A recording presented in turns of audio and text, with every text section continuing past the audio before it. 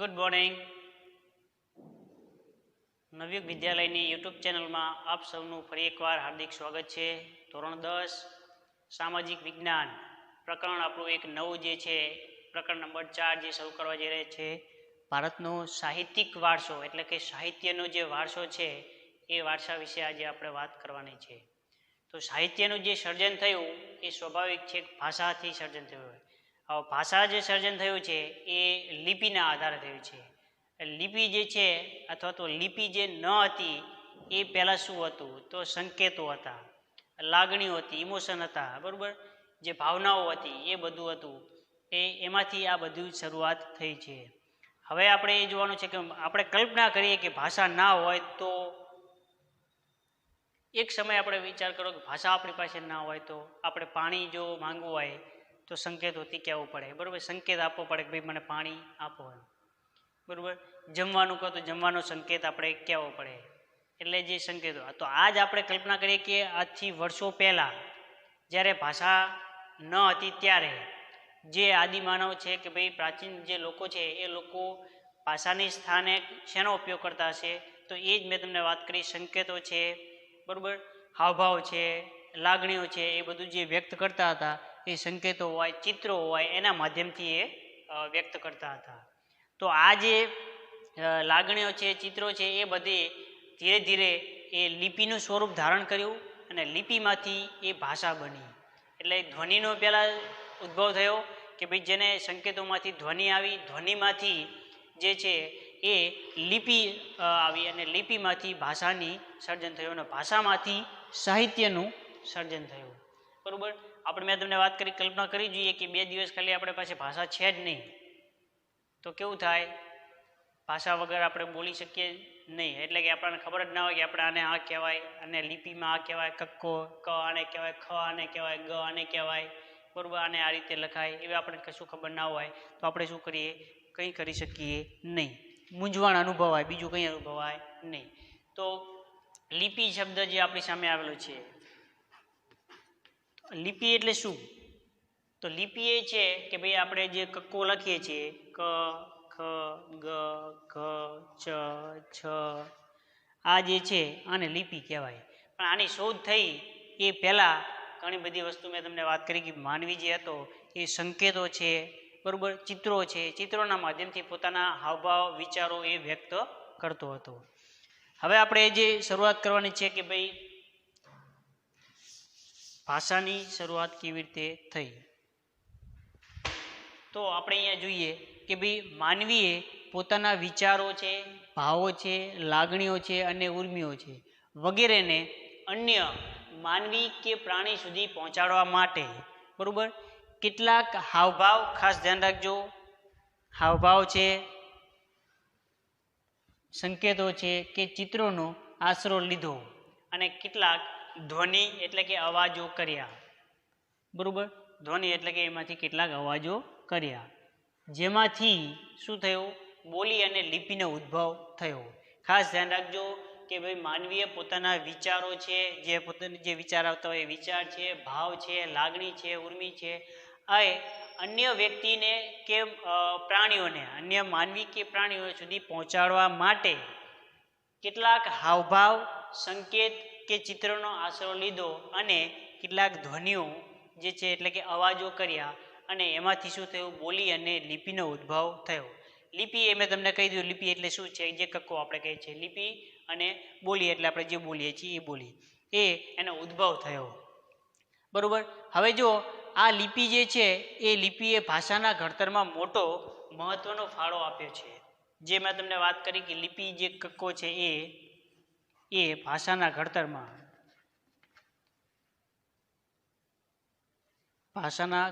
મોટો ફાળો આપે છે. કેમ કે જો લિપિની શોધ ના થઈ હોત તો ભાષા આપણે લખી શકો જ નહીં, પહેલાં બોલી ના શકો અને બોલી ના શક્યા હોત તો શું થાત, આપણે લખી ના શક્યા હોત. એટલે લિપિ જે છે એ ભાષાના ઘડતરમાં સૌથી મોટો ફાળો એનો રહેલો છે, બરાબર. જો કે ભાઈ લિપિએ ભાષાના ઘડતરમાં મોટો ફાળો આપેલો છે અને સમયાંતરે પોતાના વિચારો અભિવ્યક્ત કરવા માટે ભાષાનો ઉપયોગ થયો, બરાબર. એટલે કે ભાઈ સમયના જેમ જેમ સમય પસાર થતો ગયો તેમ તેમ પોતાના વિચારો વ્યક્તિ જે છે એ અભિવ્યક્ત કરવા માટે એટલે કે ઉચ્ચારવા માટે બોલવા માટે ભાષાનો ઉપયોગ થયો છે અને આ ભાષાના સર્જનાત્મક પ્રયોગથી સાહિત્યનું સર્જન થયું છે. એટલે ભાષાનું સર્જન થયું એમાંથી શું થયું? સાહિત્યનું સર્જન થયું. આપણે કેવું સર્જનાત્મક પ્રયોગથી માત્ર કંઈ આપણે જે બોલીએ છીએ કક્કો જ બોલીએ છીએ, પણ જે કવિ છે કવિતા લખે છે એમાં કક્કો જ હોય છે, પણ એમની જે છે પ્રયોગાત્મક જે શબ્દોનો પ્રયોગ કરે છે એને સાહિત્ય કહેવાય છે. એટલે જે આ પ્રયોગાત્મક જે ઉપયોગ થયો ભાષાનો એમાંથી શું થયું? સાહિત્યનું સર્જન થયું છે. બરાબર. હવે પ્રાચીન કાળથી અથવા તો પ્રાચીન કાળથી ભારતના સાહિત્યની તેની વિવિધતા અને વિશિષ્ટતા, ભારતીય જે સાહિત્ય છે પ્રાચીન કાળથી ભારતીય સાહિત્ય જે છે એ વિવિધતા અને વિશિષ્ટતા માટે પ્રખ્યાત છે. એની જે વિવિધતા પણ ઘણી બધી છે, કેમ કે અલગ અલગ પ્રકારનું સાહિત્ય છે અને વિશિષ્ટ પણ છે, એટલે કે એકદમ ઉચ્ચ ક્વોલિટીનું છે, એટલે કે વિશિષ્ટ એ આપણું પ્રખ્યાત છે. બંને માટે વિવિધતા અને વિશિષ્ટતા માટે એ આપણું પ્રખ્યાત છે. ભારતના વિદ્વાનોએ પ્રાચીન સાહિત્યને, જે ભારતના વિદ્વાનો છે એમણે પ્રાચીન સાહિત્યને બે ભાગ પાડેલા છે. એક ભાગ જે છે એને વૈદિક સાહિત્ય કહેવામાં આવે છે અને બીજું જે છે એને પ્રશિષ્ટ સાહિત્ય કહેવામાં આવે છે. પ્રથમ જે સાહિત્યનો પ્રકાર છે એ વૈદિક અને બીજો જે છે એ પ્રશિષ્ટ. આ શું છે? પ્રાચીન સાહિત્યના ભાગો છે. બરાબર, જે આપણા વિદ્વાનો દ્વારા પાડવામાં આવેલા છે. અને ત્રીજું એક સાહિત્યનો જે પ્રકાર છે એ લોકબોલીમાં જે ઉચ્ચારેલું હોય કે લોક ભાષામાં લખાયેલું હોય એને આપણે લોક સાહિત્ય કહીએ છીએ. આ ઉપરાંત ત્રીજું જે છે એ લોકબોલીમાં અથવા તો લોકભાષામાં બોલાયેલું કે ઉચ્ચારાયેલું જે છે એને આપણે લોક સાહિત્ય કહીએ છીએ. જે લોકો દ્વારા બનાવેલું છે જે એને આપણે લોક સાહિત્ય કહીએ છીએ.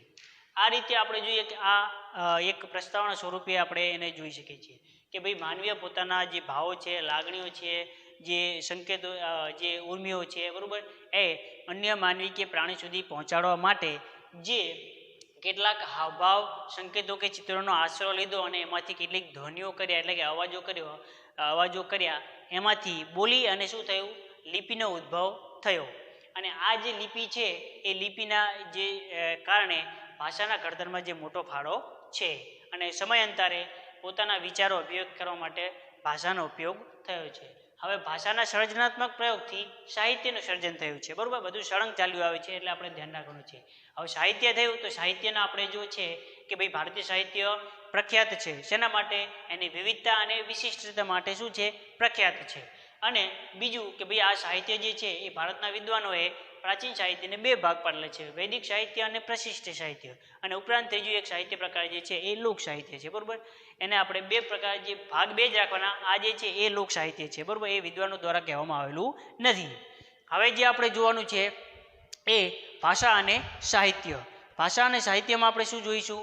તો એ આપણે અહીંયા જોતા આવીએ કે ભાઈ ભાષા અને સાહિત્યમાં જોઈએ તો એક છે ભારતના ઇતિહાસમાં આપણે એક નજર નાખીએ તો સદીઓથી વિવિધ ભાષાનો ઉદ્ભવ થયેલો જોવા મળે છે. બરાબર, કે ભાઈ ભારતના ઇતિહાસમાં એક નજર નાખીએ તો સદીઓથી વિવિધ, એટલે કે વર્ષોથી વિવિધ ભાષાઓનો ઉદ્ભવ થયેલો જોવા મળે છે. આપણે ભારતમાં જ પણ કોઈ કેટલી હજારો ભાષાઓ અને બોલીઓ બોલાય છે. બરાબર, આપણે એક તો એક કહેવત પણ છે કે 12 ગાઉએ બોલી બદલાય. બરાબર, એટલે કે 12 ગાઉ જે જાઓ એટલે જે ભાઈ એક ગાઉ એટલે એમ કહેવાય છે કે ભાઈ 3 કિલોમીટર જેટલું થાય, એટલે 12 36 કિલોમીટર અહીંથી આપણે દૂર જઈએ તો જે ભાષા છે, બોલી છે, એમાં પરિવર્તન આવી જાય. જેમ કે આપણે વાત કરી કે ભાઈ મહેસાણા જઈએ તો એ અલગ ભાષા થઈ જાય, પાટણ બાજુ જઈએ તો અલગ થઈ જાય છે, જેમ આપણે કહીએ કે ભાઈ સૌરાષ્ટ્રમાં જઈએ તો ભાષા થોડીક અલગ પડે છે. એટલે આપણે જે મેં તમને વાત કરી કે આજે અલગ અલગ વિવિધ ભાષાઓ છે ભારતમાં. બરાબર, અને એના માટે કહેવત પણ મેં તમને વાત કરી કે 12 ગાઉએ બોલી બદલાય છે.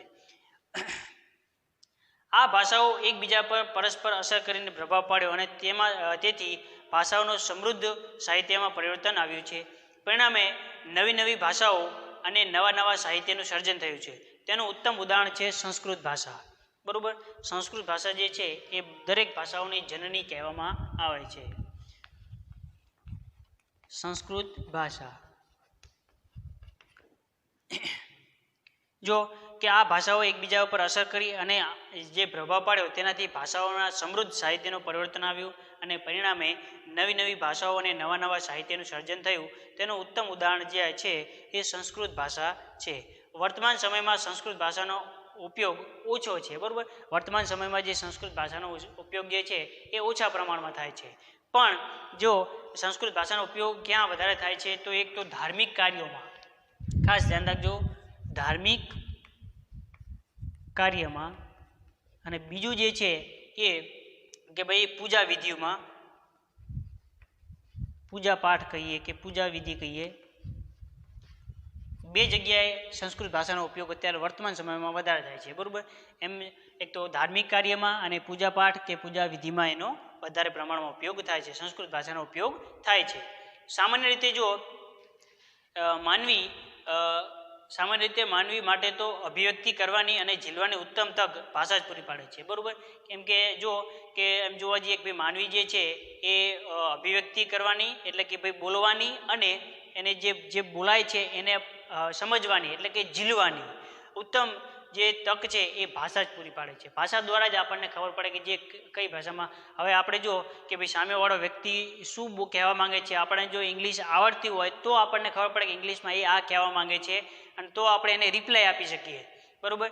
એટલે જો ઉત્તમ તક કોણ આપે છે? ભાષા જ આપે છે. એટલે ભાષા જો આપણને આવડતી હોય તો એ ઉત્તમ તક આપણે પકડી શકીએ. જેમ કે મેં વાત કરી કે મલયાલમ ભાષા આપણને જો આવડતી ના હોય તો સામેનો વ્યક્તિ શું કહેવા માંગે છે, શું અભિવ્યક્ત કરવા માંગે છે એ આપણને ખબર ના પડે, આપણે જે સમજી ના શકીએ એટલે કે ઝીલી ના શકીએ તો આપણે એનો રિપ્લાય પણ ના આપી શકીએ.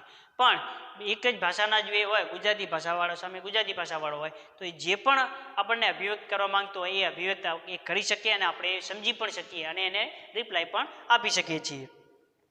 હવે જુઓ કે ભાઈ પ્રાચીન ભારતની લિપિ જે છે એ હડપ્પા સમયની છે. પ્રાચીન ભારતની જે લિપિ છે, મેં તમને વાત કરી લિપિ એટલે કે ભાઈ અક્ષરો જે છે એ, તો પ્રાચીન ભારતની લિપિ જે છે,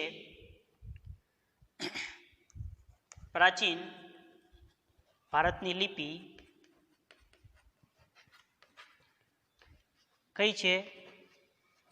હડપ્પા છે, બરાબર. એમ તો લિપિ ઘણી બધી હોઈ શકે. જો જે હિન્દી ભાષા છે એ દેવનાગરી લિપિમાં લખાય છે, એમાં પછી બીજી જે ખરોષ્ઠી છે લિપિ એ ખરોષ્ઠી લિપિમાં લખાય છે, બરાબર. ગુજરાતી છે તો ગુજરાતીમાં બે મિક્સિંગ થયેલું છે, બે એમાં દેવનાગરી લિપિ પણ છે અને ગુજરાતી લિપિ પણ છે, એ બંનેનું મિક્સ કરીને ગુજરાતી ભાષા લખાય છે. લિપિ એટલે મેં તમને વાત કરી કે ભાઈ જે કક્કો કહીએ છીએ એ, બરાબર. તો હડપ્પા જે છે, હડપ્પા પણ એ એક પ્રકારની લિપિ છે, એ એમાંથી ભાષા બનેલી છે.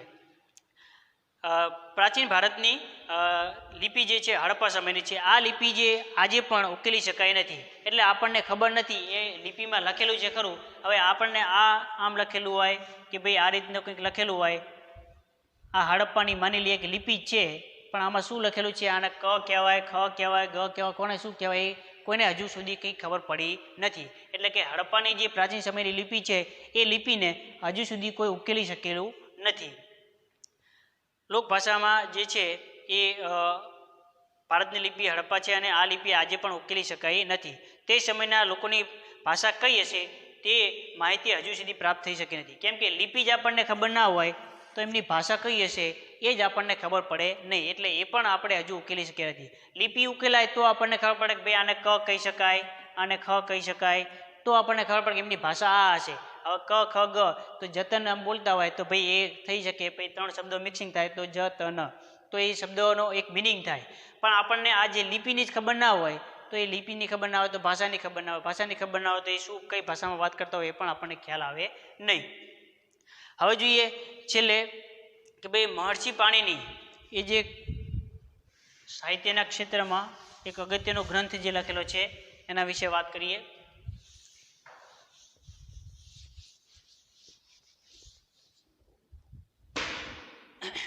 મહર્ષિ પાણીની એ સંસ્કૃત ભાષાના મહાન વ્યાકરણ શાસ્ત્રી હતા. કોણ? મહર્ષિ પાણીની.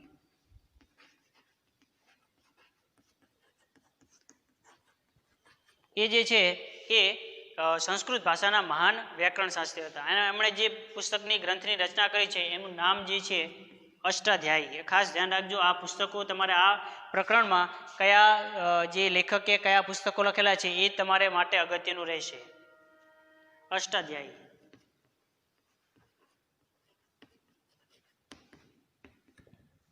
અષ્ટાધ્યાયી ગ્રંથની રચના કરી અને ઈસવીસન પૂર્વે 4થી સદીમાં કરી છે, બરોબર. આ જે છે એ ઈસવીસન પૂર્વે કઈ સદીમાં કરી છે? ખાસ ધ્યાન રાખજો, 4થી સદીમાં.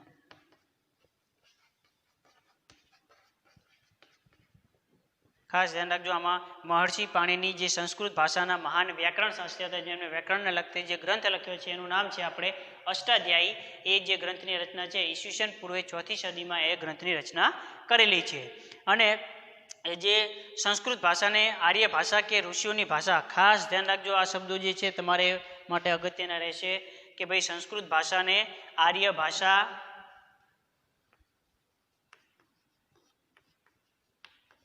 બીજી જે છે એ ઋષિઓની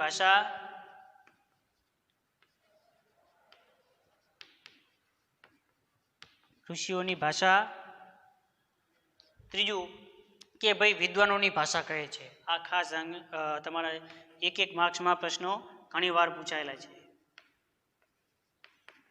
વિદ્વાનોની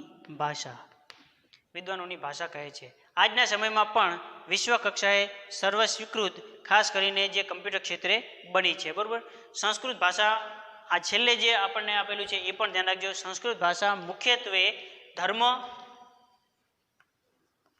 જ્ઞાન, તત્વજ્ઞાન ની ભાષા છે. બરાબર. અને વિજ્ઞાન,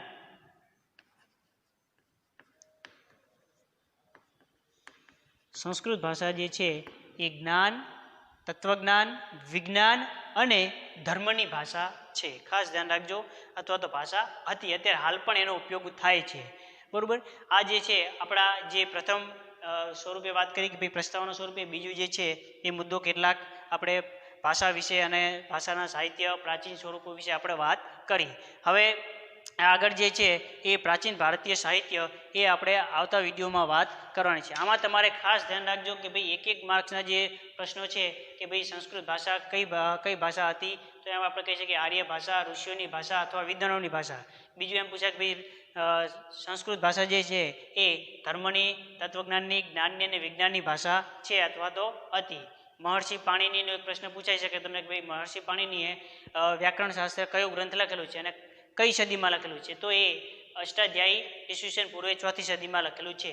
મહર્ષિ પાણીની દ્વારા કયો ગ્રંથ લખવામાં આવેલો અથવા તો અષ્ટાધ્યાયી ગ્રંથ કોના દ્વારા લખવામાં આવેલો છે, તો મહર્ષિ પાણીની. આ જે પ્રશ્નો છે એ તમારા માટે અગત્યના રહેશે. ઉપરની જે પ્રસ્તાવના છે એ પ્રસ્તાવના લખી તમારે આ શરૂઆત કરવાની છે. હવેના જે વિડીયો છે એ આપણે આવતા લેક્ચરમાં વાત કરીશું.